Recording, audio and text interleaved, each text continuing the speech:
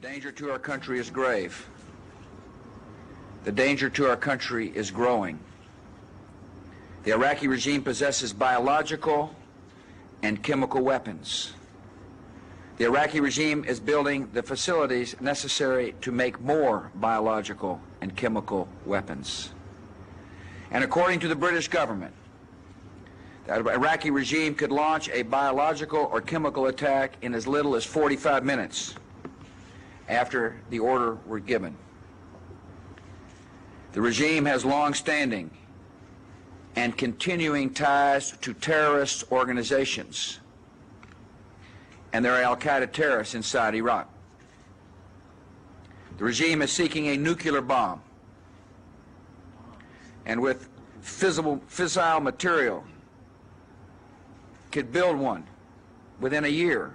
Weapons of mass destruction. Weapons of mass destruction. Weapons of mass death. The intelligence that we were operating off was correct. The quality of our intelligence operation, I think we're better than anybody else. We gathered a lot of intelligence. That intelligence was good, sound intelligence. But we now know that Saddam has resumed his efforts to acquire nuclear weapons. Among other sources, we've gotten this from first-hand testimony from defectors, including Saddam's own son-in-law. Delay in decision and inaction could lead to a massive and sudden horror. It simply makes no sense to wait any longer. Take action before it's too late. We will not wait. As President Bush has said, time is not on our side. I still thought that 3.5 months for new inspections was a rather short time before cooling a day, and especially when we now see that they say, the U.S. government is saying that, look, you have to have a bit of patience, you know, these things take time. If someone is waiting for a so-called smoking gun, it's certain that we will have waited too long. We don't want the smoking gun to be a mushroom cloud. We cannot wait for the final proof, the smoking gun, that could come in the form of a mushroom cloud. There are al-Qaeda in Iraq. Saddam Hussein cavorts with terrorists. Secretly and without fingerprints, he could provide one of his hidden weapons to terrorists or help them develop their own. From 3 Iraqi defectors, we know that Iraq in the late 1990s had several mobile biological weapons labs. Saddam Hussein had the materials to produce as much as 500 tons of sarin, mustard, and VX nerve agent. U.S. intelligence indicates that Saddam Hussein had upwards of 30,000 munitions capable of delivering chemical agents.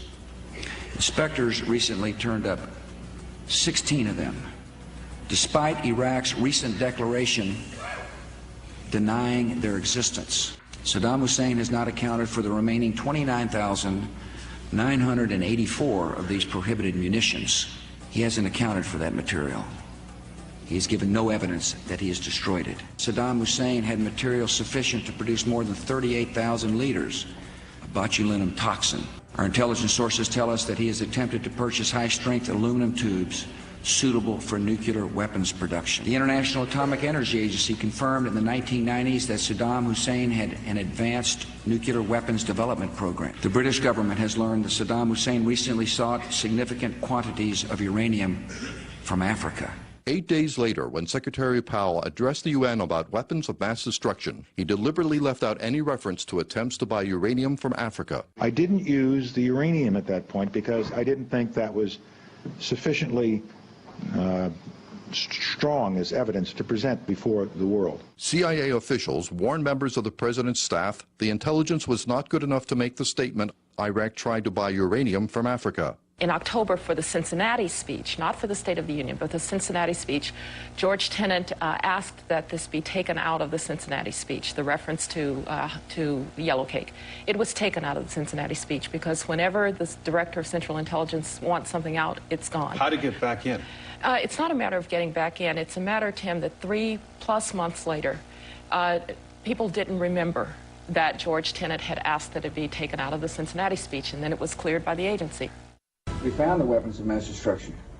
We found biological laboratories. Everybody knows that Iraq had weapons of mass destruction. I have every reason to believe that the intelligence that we were operating off was correct. No question we have said that Saddam Hussein possesses biological and chemical weapons. We know where they are. They're in the area around Tikrit and Baghdad and east, west, south, and north somewhat. All this will be made clear in the course of the operation for whatever duration it takes. And are you confident that you'll also find weapons of mass destruction? I believe we will find evidence of the programs of chemical and biological weapons, yes. How about the actual weapons? Well, I just don't know. Let's wait and see what the team that's over there... Inspections continue with our new exploitation teams that have been brought in. And that we will in fact find weapons or evidence of weapons programs that are conclusive. It is somewhat puzzling, I think, that you can have 100% certainty about the weapons of mass destruction's existence and zero certainty about where they are. Do you agree, and does it matter whether or not you find those weapons? Well, you might ask the Prime Minister that. We won't be proven wrong. This is a process that takes some time, and it will ebb and flow. One thing we know is that he had a weapons program. I don't know anybody that I can think of who has contended that the Iraqis had nuclear weapons. And we believe he has, in fact, reconstituted nuclear weapons. But on the specific issue of weapons of mass destruction, it's going to take time, and we're going to have to be patient. Over time, the truth will come out. Now, it's going to take time to find anything because they've had... People will find that we presented a solid case, a case that is there and was there and will remain there. So it's going to take a period of time to find the people. I don't think we'll discover anything myself. I believe that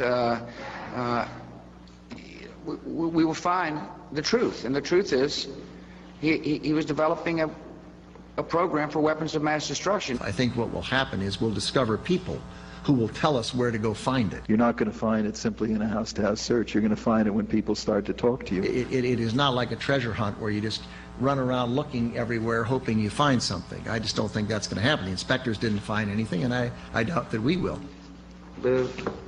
Our people are going to find out the truth, and the truth will say that this intelligence is good intelligence, no doubt in my mind. What we will do is find the people who will tell us. There are a lot of people who lie and get away with it. And that's just a fact. Is U.S. credibility on the line over weapons of mass destruction in Iraq? I'm not exactly sure what that means.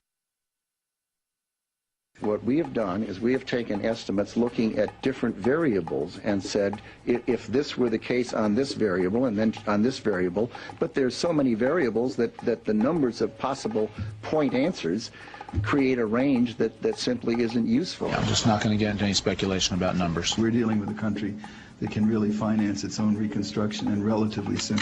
So the money's going to come from Iraqi oil revenue, as everyone has said. They think it's going to be something like $2 billion this year. They think it might be something like 15, 12 next year. They think it might be something like 18 to 20 plus the next 19 the next year.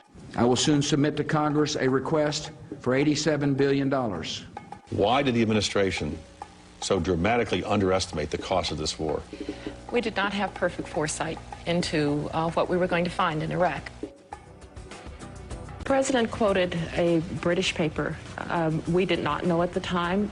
No one knew at the time in our circles. Maybe someone knew down in the bowels of the agency, but no one in our circles knew that there were doubts and suspicions that this might be a forgery. Of course, it was information that was mistaken. Based on thorough analysis, the IA has concluded, with the concurrence of outside experts, that these documents, which form the basis for the reports of recent uranium transaction between Iraq and Niger, are in fact not authentic.